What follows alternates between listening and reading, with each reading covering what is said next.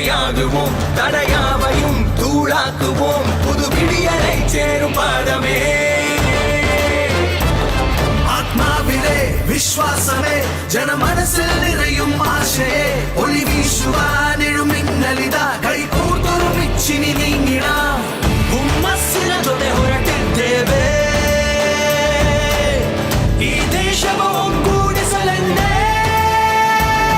మరిమా తోడుగా ఎవరొస్తారు, మరిమా తోడుగా ఎవరొస్తారు, మరిమా తోడుగా ఎవరొస్తారు. माझं हे एक पाऊल मिळेल तुझ्या पावला. मिल जाए जुड़ जाए अपना वतन, मिल जाए जुड़ जाए अपना वतन. चली चली चली चली भारत जोड़ो यात्रा चली, चली चली चली चली भारत जोड़ो यात्रा चली. लाखों रंग समेटे हुए ये इंद्रधनुष का वेश है, कन्याकुमारी से कश्मीर तक जुड़ रहा मेरा देश है. नफरत ना बोने देंगे, इस पावन पावन माटी में हम अमन के फूल खिलाएंगे, प्यार भरी परिपाटी में महंगाई को झुका के मानेंगे, मारेंगे बेरोजगारी से पंजा लड़ाएंगे. लड़ाएंगे. ये उन्नति का हाथ बढ़ाना है, सद्भाव का साथ बढ़ाना है. दसनार साटे हुण कौन चलूगा, दसनार साटे हुण कौन चलूगा, दसनार साटे हुण कौन चलूगा. एक तेरा कदम, एक मेरा कदम, मिल जाए जुड़ जाए अपना वतन, मिल जाए जुड़ जाए अपना वतन. पकान रोइज़म भारत जोड़ने की यात्रा अपनाएंगे. पकान रोइज़म भारत जोड़ने की यात्रा अपनाएंगे. पकान रोइज़म भारत जोड़ने की यात्रा अपनाएंगे. पकान रोइज़म भारत जोड़ने की यात्रा अपनाएंगे.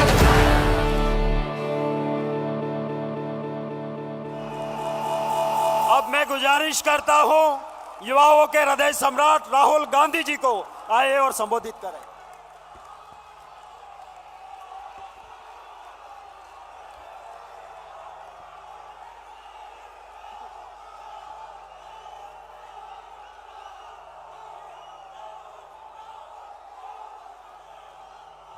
खारगे जी, सोनिया गांधी जी, भूपेश बघेल जी, केसी वेणुगोपाल जी,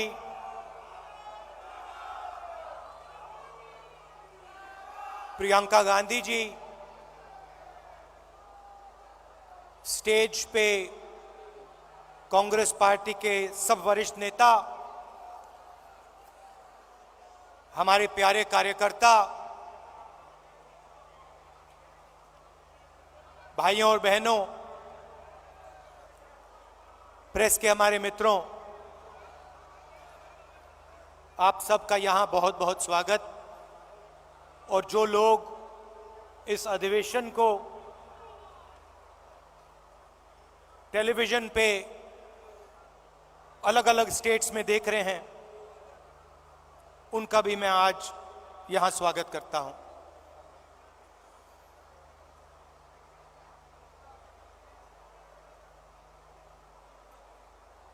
चार महीने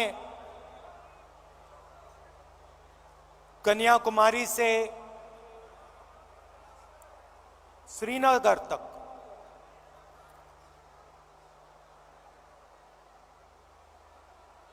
भारत जोड़ो यात्रा हमने की.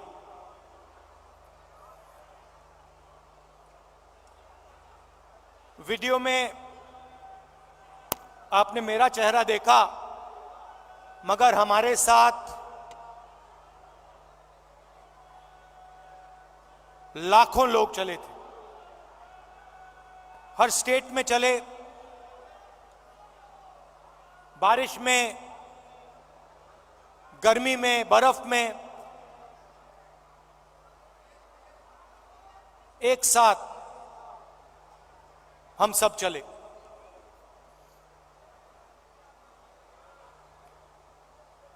बहुत कुछ सीखने को मिला। अभी जब मैं वीडियो देख रहा था, मुझे बातें याद आ रही थी।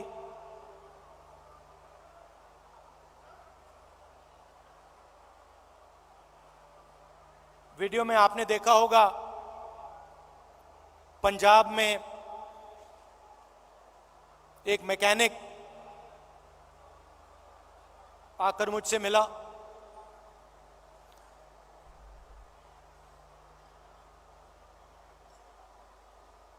मैंने उसके हाथ पकड़े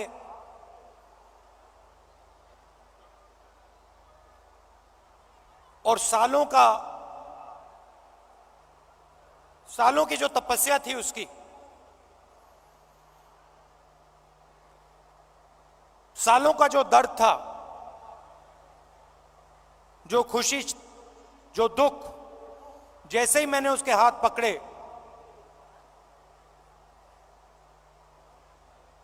हाथों से मैंने बात पहचानी।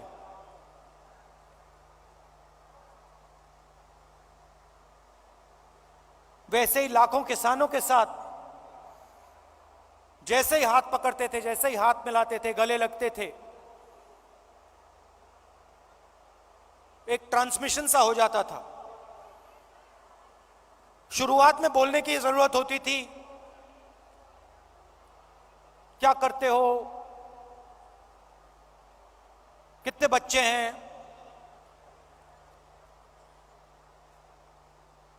क्या मुश्किलें हैं।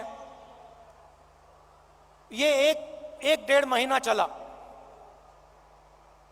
उसके बाद बोलने की जरूरत नहीं होती थी।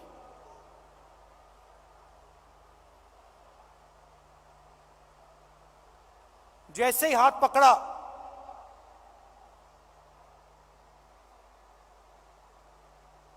गले लगे, सन्नाटे में एक शब्द नहीं बोला जाता था, मगर जो उनका दर्द था, जो उनकी मेहनत थी, एक सेकंड में मुझे समझ आ जाती थी। और जो मैं उनसे कहना चाहता था,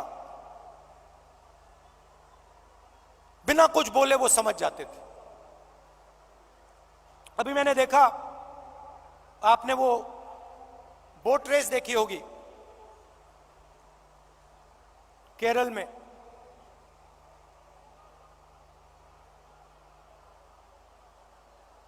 उस समय जब मैं बोट में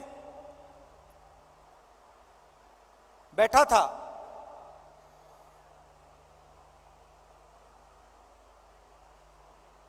पूरी टीम के साथ मैं रोइंग कर रहा था, मेरे पैर में भयंकर दर्द था। मैं उस फोटो में मुस्कुरा रहा हूं, मगर मेरे दिल के अंदर रोना आ रहा था, इतना दर्द था।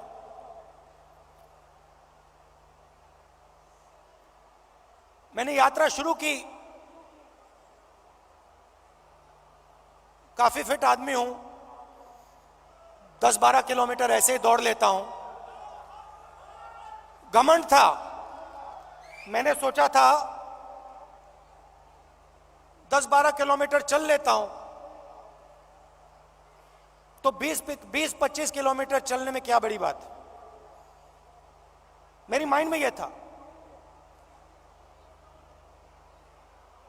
पुरानी इंजरी थी, कॉलेज में चोट लगी थी फुटबॉल खेलते हुए, मुझे याद है। मैं दौड़ रहा था, मेरे दोस्त ने पीछे से अड़ंगी मार दी और घुटने में चोट लगी।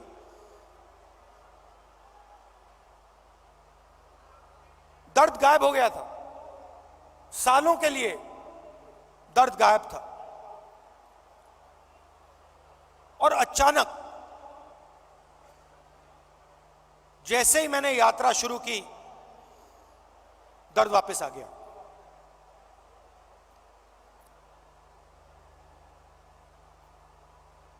आप मेरे परिवार हो तो मैं कह सकता हूं आपसे, सुबह उठता था, सोचता था कैसे चला जाए, और फिर उसके बाद सोचता था कि भाई 25 किलोमीटर नहीं 3,500 चलने, केरला की बात है, 3,500 किलोमीटर चलने हैं, कैसे चलूंगा।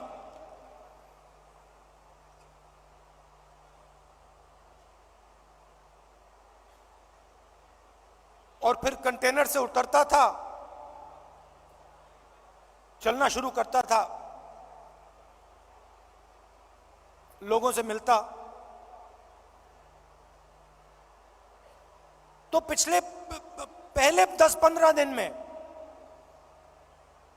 जिसको आप अहंकार कह सकते हो, घमंड कह सकते हो, वो सारा गायब हो गया।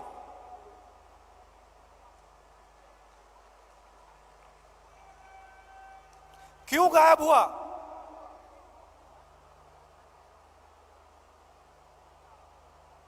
क्योंकि भारत माता ने मुझे मैसेज दिया,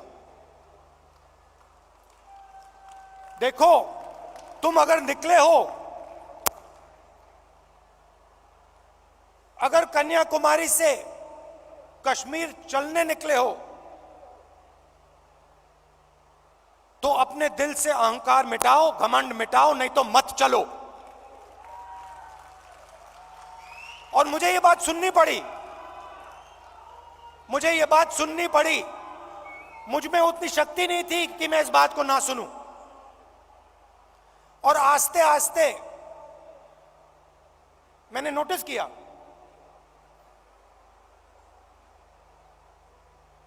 मेरी आवाज चुप होती गई। पहले किसान से मिलता था, मैं उसको अपना ज्ञान समझाने की कोशिश करता था। थोड़ी जो मुझ में जानकारी है खेती के बारे में, मनरेगा के बारे में,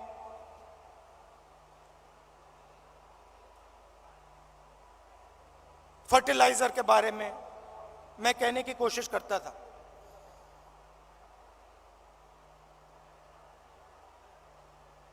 आस्ते आस्ते ये सब बंद हो गया।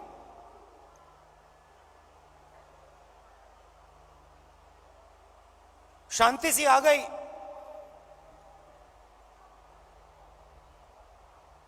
और सन्नाटे में मैं सुनने लगा।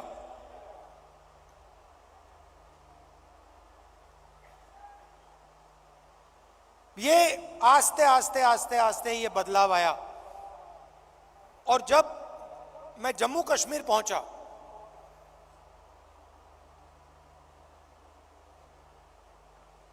वो भी अजीब सी बात थी। जब मैं जम्मू कश्मीर पहुंचा,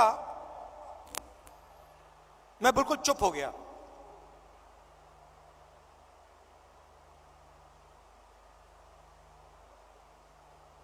कह लो जैसे मेडिटेशन करता है प्रियंका और मैं, विपासना करते हैं, वैसी बात हो गई कि बिल्कुल चुप हो गया मैं।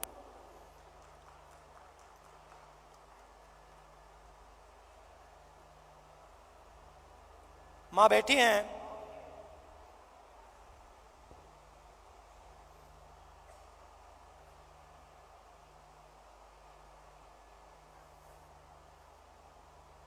मैं छोटा सा था, 1977 की बात है।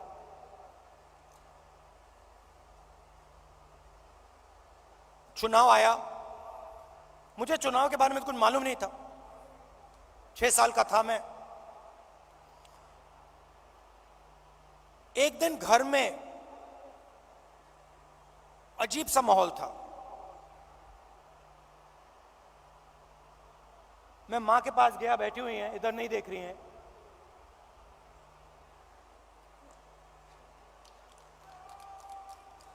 मां के पास गया, मैंने मां से पूछा मम्मी क्या हुआ? और मां कहती हैं हम घर छोड़ रहे हैं। तब तक मैं सोचता था कि वो घर हमारा था। तो मैंने मां से पूछा, मां हम अपने घर को क्यों छोड़ रहे हैं?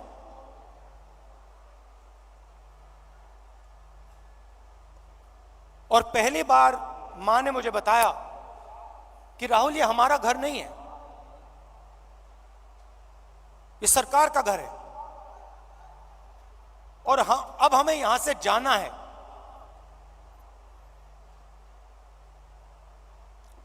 मैंने मां से पूछा, मां कहां जाना है? कहती है नहीं मालूम।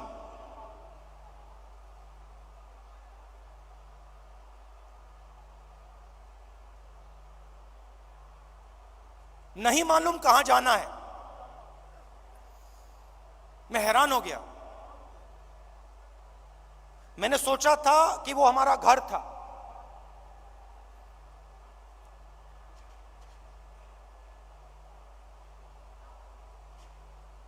बावन साल हो गए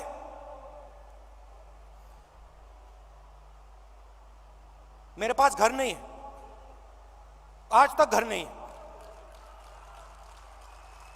और हमारे परिवार का जो घर है वो इलाहाबाद में है, वो भी हमारा घर नहीं है। तो जो घर होता है उसके साथ मेरा बड़ा अजीब सा रिश्ता है। मैं 12 तुगलक लेन में रहता हूं, मगर मेरे लिए वो घर नहीं है।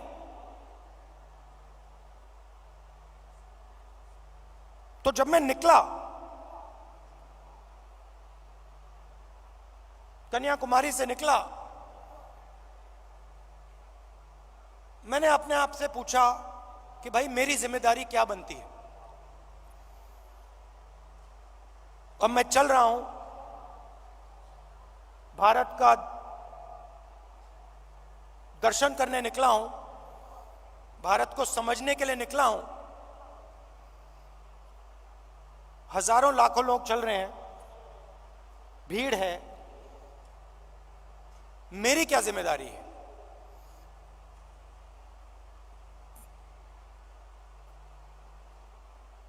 मैंने थोड़ी देर सोचा और फिर मेरे दिमाग में एक आइडिया आया।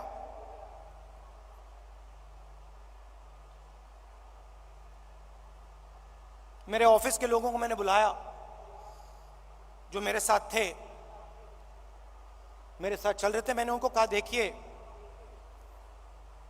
यहां पे हजारों लोग चल रहे हैं,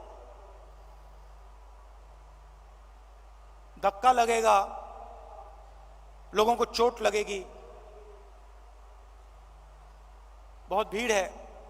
हमें एक काम करना है, मेरे साइड में, मेरे सामने 20-25 फुट आगे, इस तरफ 20-25 फुट, इस तरफ 20-25 फुट, ये जो जगह है, ये जो खाली जगह है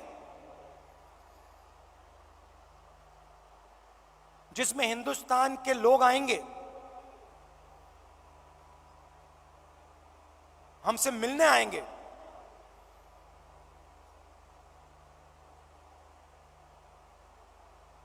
अगले 4 महीने के लिए वो हमारा घर है।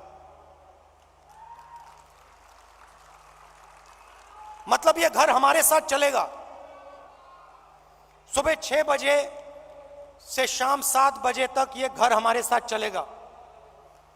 और मैंने सबसे कहा, देखिए इस घर में जो भी आएगा, अमीर हो गरीब हो,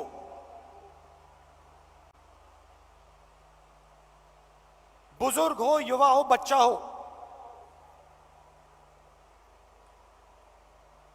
किसी भी धर्म का हो, किसी भी स्टेट का हो, हिंदुस्तान से बाहर का हो, जानवर हो,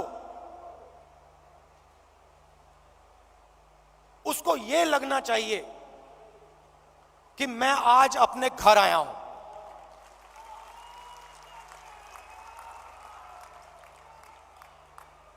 और जब वो यहां से जाए,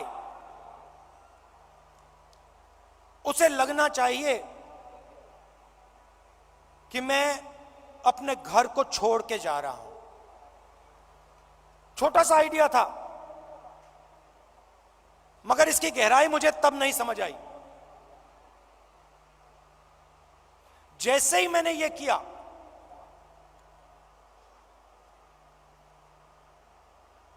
जिस दिन मैंने यह किया,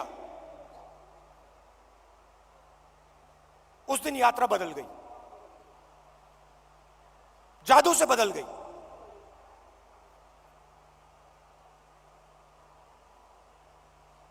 लोग मेरे साथ राजनीतिक बात नहीं कर रहे थे। मैंने क्या क्या सुना है मैं आपको बता भी नहीं सकता हूं।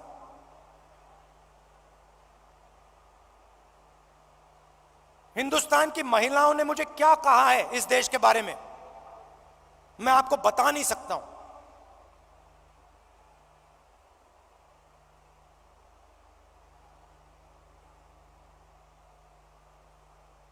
युवाओं के दिल में डर क्या है, कैसा है, मैं आपको बता नहीं सकता, समझा नहीं सकता। कह सकता हूं मगर बता समझा नहीं सकता हूं।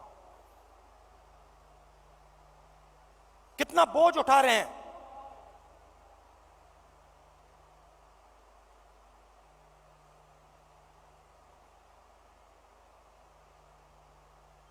तो बिल्कुल रिश्ता बदल गया। एक उदाहरण देता हूं, पता नहीं आपने शायद नहीं देखा। चल रहे थे हम सुबह सुबह,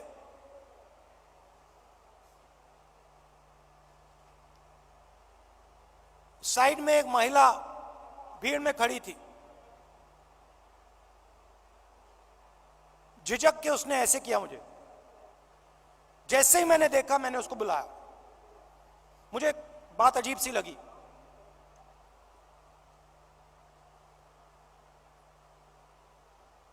मेरे पास आई, मैंने हाथ पकड़ा, मुझे एकदम मालूम पड़ गया कि कुछ ना कुछ गलत है। जैसे मैं प्रियंका का हाथ पकड़ता हूं, वैसे मैंने उसका हाथ पकड़ा था। कोई फर्क नहीं।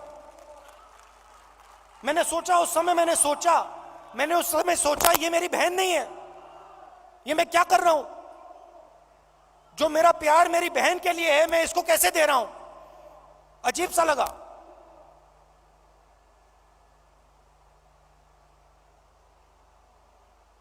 मुझे मेरा हाथ पकड़ती है, कहती है राहुल जी, भैया,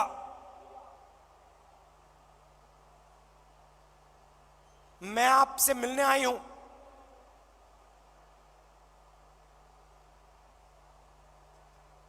क्या बात है? मेरा पति मुझे मार रहा है, पीट रहा है।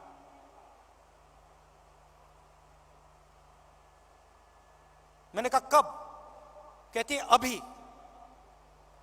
अभी वो मुझे मार रहा था, मैं घर से भागी हूं आपसे मिलने। तो मैंने कहा कि पुलिस को बुलाएं। कहती है नहीं, पुलिस को नहीं बुलाइए।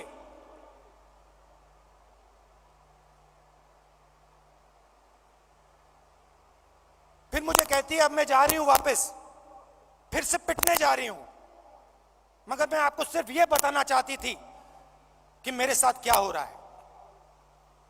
ये महिला अकेली नहीं है, ऐसी लाखों करोड़ों महिलाएं इस देश में। तो ये सब मुझे सुनने को मिला। और इस घर को हम आस्ते आस्ते जम्मू कश्मीर तक ले गए।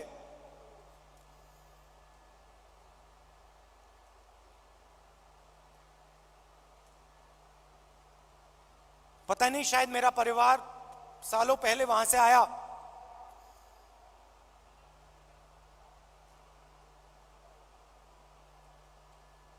मैंने सोचा कि अजीब सी बात है, कन्याकुमारी से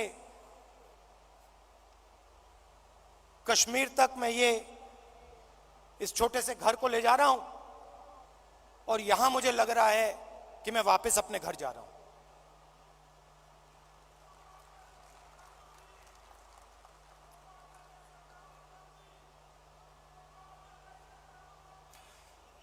कश्मीर में हम घुसते हैं,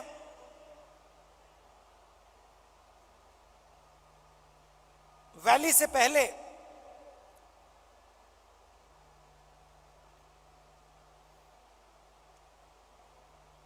बर्फ है, धूप है,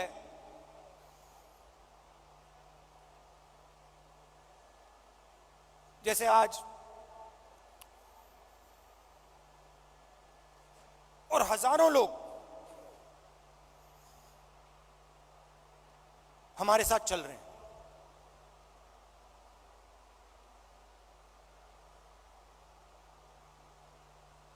एक लड़का आता है मेरे पास, मेरे साथ चलता है और मुझसे कहता है, राहुल जी मैं आपसे एक सवाल पूछना चाहता हूं। मैंने कहा क्या? कहता है, राहुल जी जब कश्मीर के लोगों को दुख होता है, जब हमारे दिल में चोट लगती है,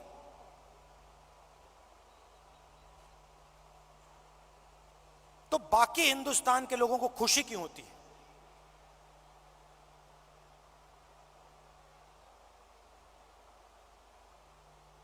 मैंने कहा गलतफहमी में हो, ऐसी कोई बात नहीं है। मैं कन्याकुमारी से यहां तक आया हूं, मैं दावा देके कह सकता हूं कि करोड़ों लोगों के दिल में यह भावना नहीं है। करोड़ों लोग हर हिंदुस्तानी के दर्द के साथ, हर हिंदुस्तानी के साथ खड़े हैं। चुने हुए लोग हैं, मैंने कहा चुने हुए लोग हैं जो खुश होते हैं।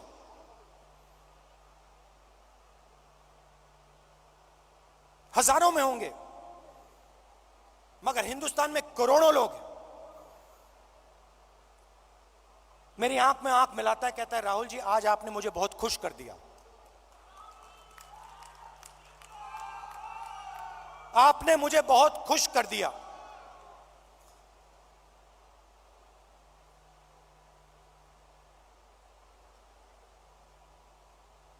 बातचीत करते हुए मैं देख रहा था,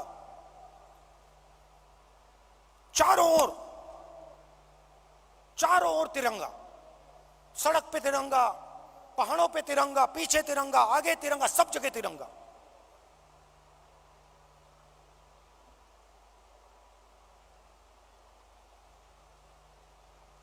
फिर हम वैली में घुसे। वैली में घुसते हैं,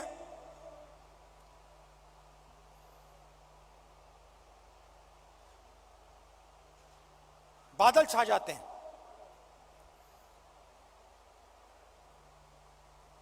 धूप गायब हो जाती है, और जैसे ही हम घुसते हैं, पुलिस वालों ने हमें कहा था कि 2000 लोग आएंगे। मेरे सिक्योरिटी वालों ने सोचा था 2000 लोग आएंगे। जैसे ही हम घुसते हैं, वहां पे 40,000 लोग खड़े हैं।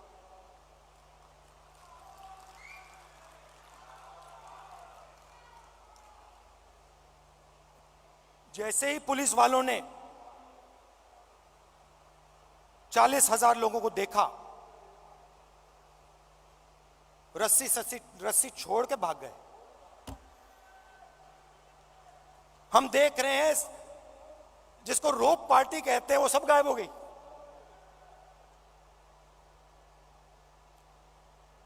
सब गायब हो गई।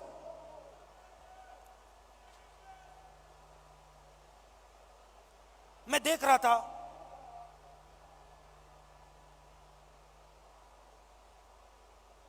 हिंदुस्तान के सबसे टेररिस्ट इन्फेस्टेड जिले में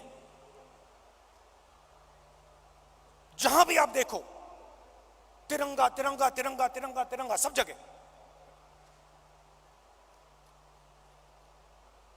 कौन उठाए थे तिरंगा? हमारे पास सिर्फ 125 यात्री थे। कश्मीर के लोग तिरंगा उठाए थे, एक ने नहीं उठाया था, हजारों ने उठा रखा था। और यही कहानी पूरे कश्मीर में, अनंतनाग, पुलवामा, जिसको टेररिस्ट इन्फेक्टेड डिस्ट्रिक्ट कहा जाता है, हर डिस्ट्रिक्ट में पहाड़ों पे, सड़क पे, आगे पीछे तिरंगा। किसके हाथ में? कश्मीरी युवाओं के हाथ में।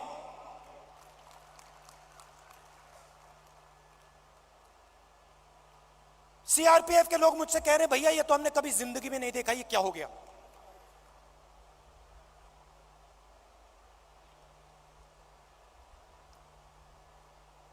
फिर मैं आया, पार्लियामेंट में मैंने प्रधानमंत्री जी का भाषण सुना।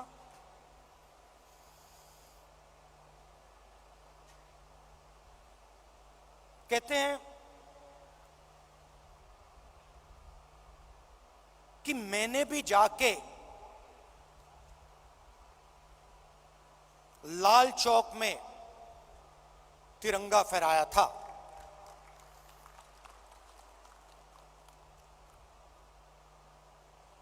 मैं सुन रहा था, मैंने सोचा देखिए,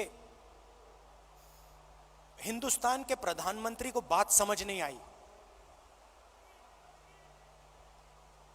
बात समझ नहीं आई।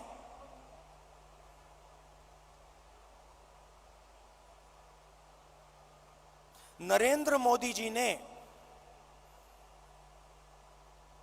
बीजेपी के 15-20 लोगों के साथ जाकर लाल चौक पे तिरंगा फहराया। भारत जोड़ो यात्रा ने लाखों कश्मीरी युवाओं के हाथ से तिरंगा फहराया।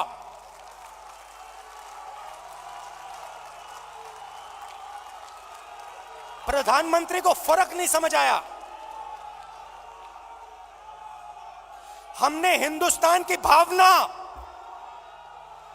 इस झंडे की भावना जम्मू कश्मीर के युवाओं के अंदर डाल दी। आपने अपने झंडे की भावना जम्मू कश्मीर के युवाओं से छीन ली। यह फर्क है हम में और आप में।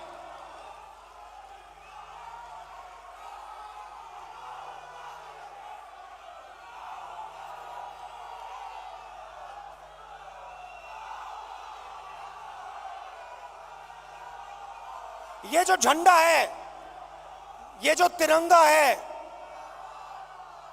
ये दिल की भावना है, ये दिल के अंदर से आती है।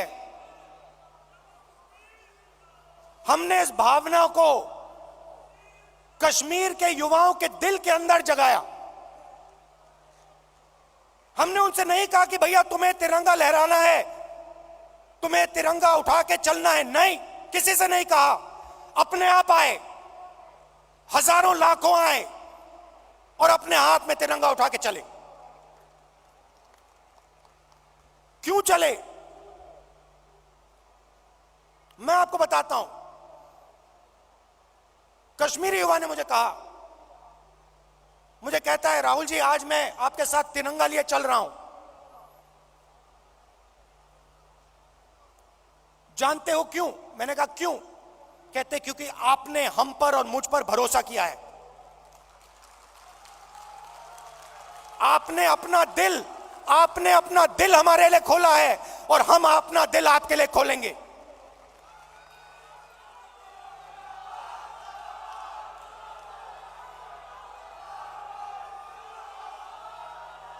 यह फर्क है। हिंदुस्तान एक भावना है, एक सोचने का तरीका है, इज्जत है, आदर है, मोहब्बत है। और ये जो झंडा है, जो तिरंगा है, इसका इस भावना का ये चिन्ह है। और भारत जोड़ो यात्रा ने इस भावना को पूरे देश में फैलाया है। और यह काम राहुल गांधी ने नहीं किया है, यह काम कांग्रेस के कार्यकर्ता ने किया है, कांग्रेस के नेताओं ने किया है, हिंदुस्तान की जनता ने किया है।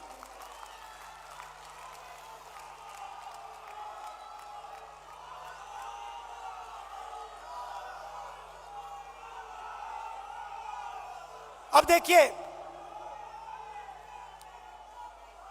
देखिए सरकार की सोच के बारे में आज आपको बताना चाहता हूं। कुछ दिन पहले इंटरव्यू में एक मंत्री ने कहा कि चाइना की इकोनॉमी हिंदुस्तान की इकोनॉमी से बड़ी है, तो हम उनसे कैसे लड़ सकते हैं। चाइना की इकोनॉमी हिंदुस्तान की इकोनॉमी से बड़ी है, तो हम उनसे कैसे लड़ सकते हैं।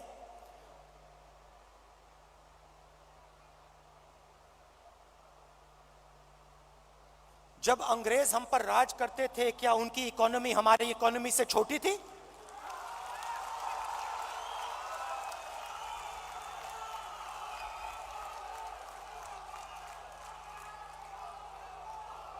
लड़ाई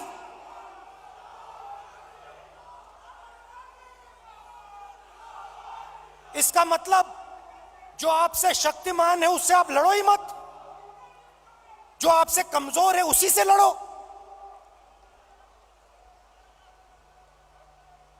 इसको कायरता कहा जाता है।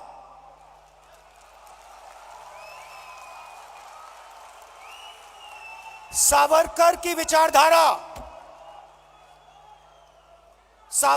विचारधारा अगर जो आपके सामने आपसे तगड़ा है, मजबूत है, तो उसके सामने अपना सिर झुका दो, मत्था टेक दो।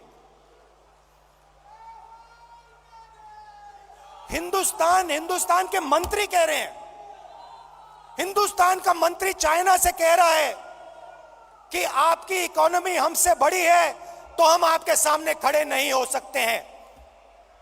इसको क्या नेशनलिज्म कहते हैं? इसको देशभक्ति कहते हैं क्या? ये कौन सी देशभक्ति है? ये कौन सी देशभक्ति है? जो आपसे कमजोर है उसको आप मारो, और जो आपसे मजबूत है उसके सामने आप झुक जाओ। शब्द है इसके लिए। महात्मा गांधी कहते थे, सत्याग्रह की बात करते थे। सत्याग्रह का मतलब सत्ता के रास्ते को कभी मत छोड़ो, सत्य के रास्ते को कभी मत छोड़ो। इनके लिए एक नया शब्द है आरएसएस बीजेपी वालों के लिए। हम है सत्याग्रही, वो है सत्ताग्राही। ये सत्ता के लिए कुछ भी कर लेंगे,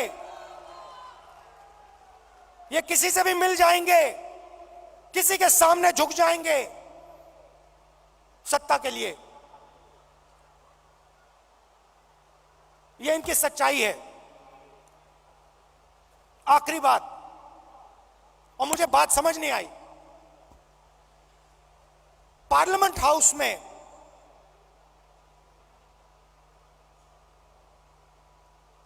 मैंने एक उद्योगपति पे आक्रमण किया, अदानी जी पे मैंने आक्रमण किया। मैंने कहा कि अदानी जी 609 नंबर से दूसरे नंबर तक कैसे पहुंचे। आपकी जो फॉरेन पॉलिसी बनती है, चाहे वो बांग्लादेश हो, चाहे वो इजराइल हो, ऑस्ट्रेलिया हो, श्रीलंका हो, सब जगह उनको फायदा मिलता है।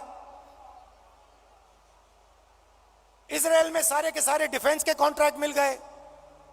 श्रीलंका में एक व्यक्ति कहता है कि राजापाक्सा जी ने उन्हें कहा कि नरेंद्र मोदी जी ने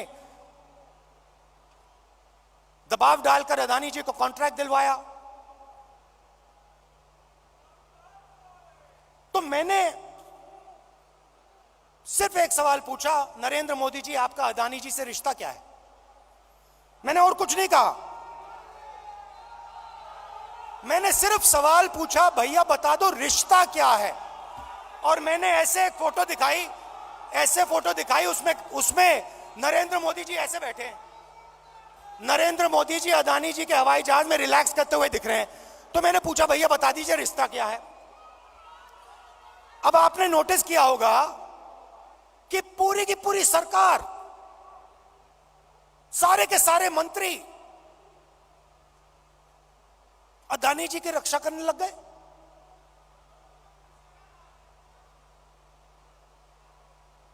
अदानी जी की रक्षा करने लग गए। कहते हैं जो अदानी जी पे आक्रमण करता है वो देशद्रोही है।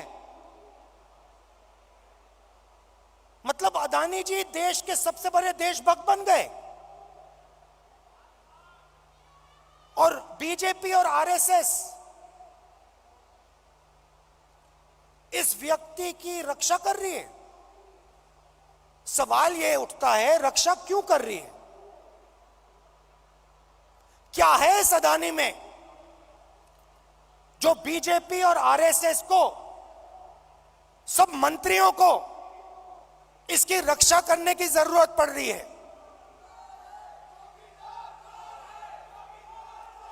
नहीं, सुनिए। और सबसे बड़ा सवाल ये जो शेल कंपनीज हैं,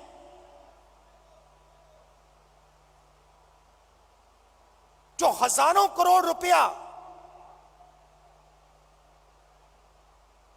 हिंदुस्तान भेज रही हैं, ये किसकी हैं? इसमें किसका पैसा है? अदानी जी डिफेंस इंडस्ट्री में काम करते हैं, डिफेंस इंडस्ट्री में काम करते हैं और हिंदुस्तान की सरकार को यह भी नहीं मालूम कि अदानी जी की शेल कंपनी है बाहर। इसमें इन्वेस्टिगेशन क्यों नहीं हो रहा? जेपीसी क्यों नहीं हो रही? डिफेंस का मामला है, देश की रक्षा का मामला है, पता तो लगाना चाहिए ये पैसा किसका है, शेल कंपनीज किसकी हैं, मगर नहीं।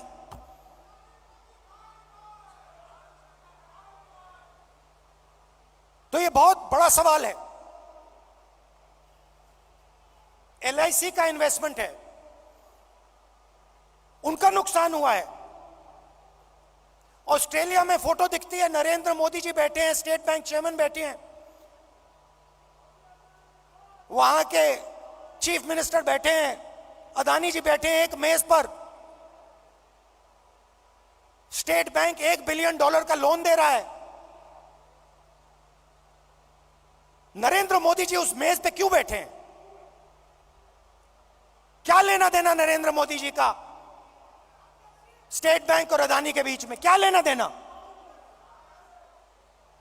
तो ये सवाल है, और ये सवाल मैंने पूछे, नरेंद्र मोदी जी से पूछे, बहुत सीधा जवाब था, कोई रिश्ता नहीं है। सिंपल सा जवाब था। हमने पूछा रिश्ता क्या है, नरेंद्र मोदी जी कह सकते थे कोई रिश्ता नहीं।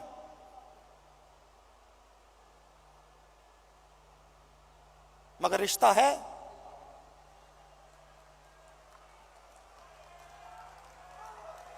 रिश्ता है। भाइयों और बहनों,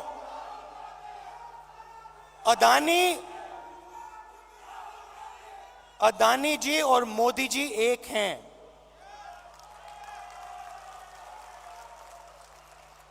एक हैं।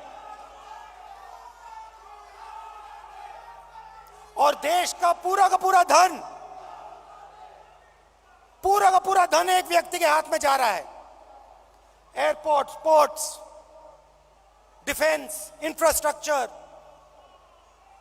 स्टोरेज, एग्रीकल्चरल स्टोरेज, सेब, हिमाचल प्रदेश में सेब, कश्मीर में सेब,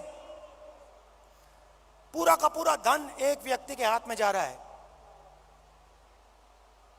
और जब हम प्रधानमंत्री से पूछते हैं ये 609 से 2 कैसे पहुंचा, बस ये बता दीजिए रिश्ता क्या है, हमारी पूरी की पूरी स्पीच एक्सपंज हो जाती है। खारगे जी की पूरी स्पीच एक्सपंज हो जाती है। अदानी जी के बारे में हिंदुस्तान के पार्लियामेंट हाउस में सवाल नहीं पूछा जा सकता है। हम पूछेंगे, एक बार नहीं हजारों बार पूछेंगे, रुकेंगे नहीं। जब तक सच्चाई नहीं निकलेगी, अदानी जी की सच्चाई नहीं निकलेगी, तब तक हम नहीं रुकेंगे।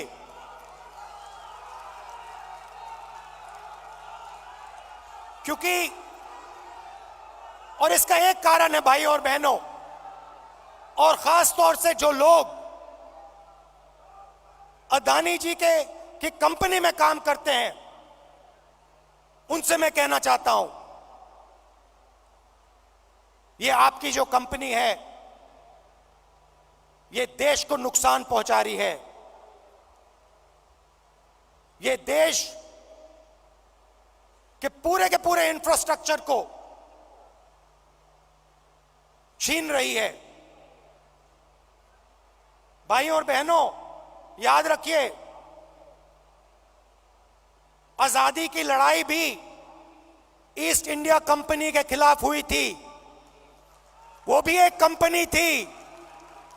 उस कंपनी ने भी हिंदुस्तान का सारा धन, सारा इंफ्रास्ट्रक्चर,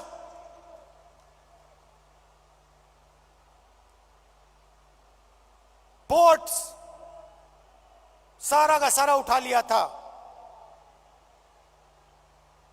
इतिहास रिपीट हो रहा है। इतिहास रिपीट हो रहा है। ये देश के खिलाफ काम हो रहा है, और अगर देश के खिलाफ काम होगा तो कांग्रेस पार्टी खड़ी हो जाएगी, लड़ जाएगी।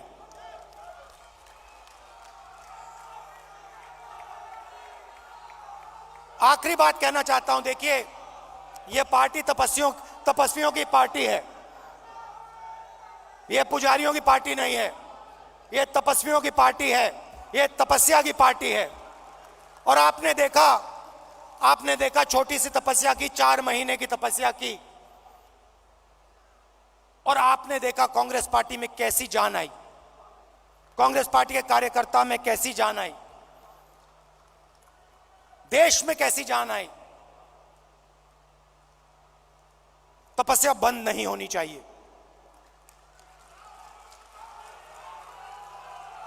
तपस्या बंद नहीं होनी चाहिए। प्रोग्राम चलना चाहिए। तपस्या का प्रोग्राम होना चाहिए। उसमें हर कांग्रेस के कार्यकर्ता को शामिल होना चाहिए, हर नेता को शामिल होना चाहिए। उस प्रोग्राम में दर्द लगना चाहिए, मुश्किल होनी चाहिए, पसीना निकलना चाहिए, चोट लगनी चाहिए। खारगे जी कांग्रेस के प्रेसिडेंट हैं, सीनियर नेता बैठे हैं। तपस्या का प्रोग्राम बनाइए।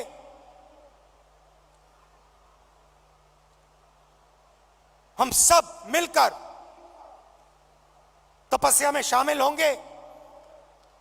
अपना खून, अपना पसीना इस देश को देंगे। और जैसे मैं आपको गारंटी देता हूं, जैसे ही हम तपस्या में खड़े हो जाएंगे, पूरा का पूरा हिंदुस्तान हमारे साथ तपस्या में खड़ा हो जाएगा, क्योंकि यह देश तपस्वियों का है।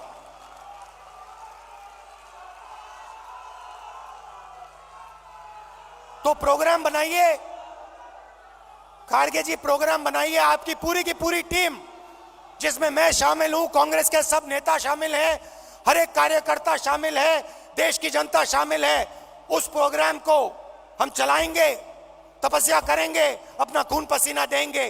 बहुत बहुत धन्यवाद। जय हिंद, नमस्कार।